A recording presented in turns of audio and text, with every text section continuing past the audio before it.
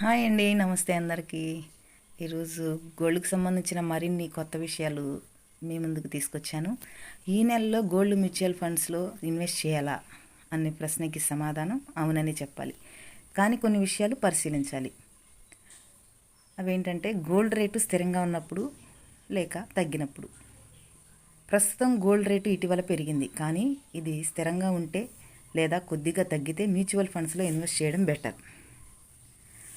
ఎప్పటికీ ఇన్వెస్ట్ చేయాలని ప్లాన్ చేస్తున్నావు? చిరకాలానికా, అంటే 3 to 5 years అలాగా? అయితే గోల్డ్ మ్యూచువల్ ఫండ్స్ బాగుంటాయి. సిప్ ద్వారా నెలకు కొంత వేసుకుంటూ పోతే మంచి రిటర్న్స్ వస్తాయి. అదే తక్కువ కాలం అంటే 6 months నుంచి 1 year లోపు అనుకోండి, గోల్డ్ మ్యూచువల్ ఫండ్స్ కంటే ఇతర ఫిక్స్డ్ ఇన్కమ్ ఆప్షన్ బెటర్ కావచ్చు. ఈ గోల్డ్ లేదా ఫిజికల్ గోల్డ్ కాకుండా గోల్డ్ మ్యూచువల్ ఫండ్స్ బెనిఫిట్స్: భద్రత, ట్రాన్స్పరెన్సీ, సులభంగా కొనుగోలు అమ్మకం, సిప్ చేయవచ్చు. ఇంకా ఏంటంటే ఈ నెలలో ఏ ఫండ్ తీసుకోవాలి? Nippon Indian gold savings fund and HDFC gold fund, axis gold fund.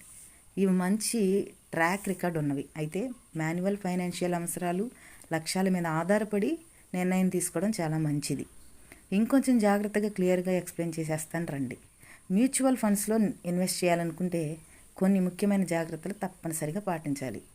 ఇవి మొదటిసారి ఇన్వెస్ట్ చేసేవారికి ప్రత్యేకంగా ఉపయోగపడతాయి. మీ అవసరాలను బట్టి ఫండ్ ఎంచుకోండి. షార్ట్ టర్మ్ అవసరాలకైతే డెబ్ట్ ఫండ్స్, అలాగే లిక్విడ్ ఫండ్స్, అలాగే లాంగ్ టర్మ్ గోల్స్కి ఈక్విటీ ఫండ్స్, అంటే 5 years కంటే ఎక్కువ పెట్టుబడి ఉంచాలనుకుంటే కనుక. అలాగే మీరు రిస్క్ టాలరెన్స్ అంచనా వేసుకోండి. మీరు మితమైన రిస్క్ తట్టుకోగలరా, ఎక్కువ రిస్క్కి రెడీనా అనే విషయంపై స్పష్టత అవసరం. అలాగే ఫండ్ పెర్ఫార్మెన్స్ పరిశీలించండి. గత 3 నుంచి 5 ఏళ్ల రిటర్న్స్ చూడండి. బెంచ్ మార్క్తో పోల్చండి. అది మార్కెట్ కంటే బాగా పనితీరు చూపించిందా అనే విషయాన్ని గమనించుకోండి. అలాగే ఎక్స్పెన్స్ రేషియో తెలుసుకోండి. ఇది ఫండ్ మేనేజ్మెంట్కి మీరు చెల్లించే ఫీజు.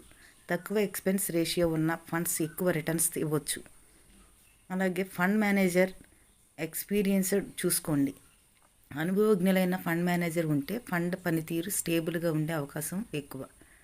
అలాగే సిప్పా లేకపోతే లంసమ్ ఆలోచించుకోండి.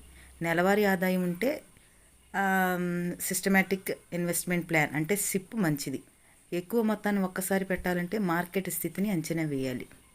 అలాగే రెగ్యులరా లేకపోతే డైరెక్ట్ ప్లానా తేడా తెలుసుకోండి. డైరెక్ట్ ప్లాన్స్ అంటే మిడిల్ మ్యాన్ లేకుండా తక్కువ ఖర్చుతో ఎక్కువ రిటర్న్స్. రెగ్యులర్ ప్లాన్స్ అంటే డిస్ట్రిబ్యూటర్ల ద్వారా వస్తాయి, కానీ ఎక్కువ ఖర్చు ఉంటుంది. అలాగే సరైన ఏఎంసి అసిస్టెంట్ మేనేజర్ కంపెనీ ఎంచుకోండి. ఎస్బీఐ, హెచ్డిఎఫ్సి, ఐసిఐసిఐ, అలాగే నిప్పాన్, యాక్సిస్ బ్యాంక్ వంటి ప్రామాణిక ఏఎంసీలు ఎంచుకోవాలి. అలాగే లైఫ్, హెల్త్ ఇన్సూరెన్స్ ఉండాలి.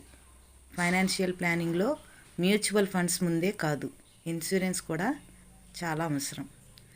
పనికిరాని హడావిడికి లోనవ్వకండి. చిన్న మార్కెట్ కరెక్షన్స్ వల్ల భయపడకుండా లాంగ్ టర్మ్ లక్ష్యం మీద ఫోకస్ చేయండి. ఓకేనా? ఈ కంటెంట్ కనుక మీకు నచ్చినట్లయితే తప్పకుండా ఫాలో అవ్వండి. Thank you so much.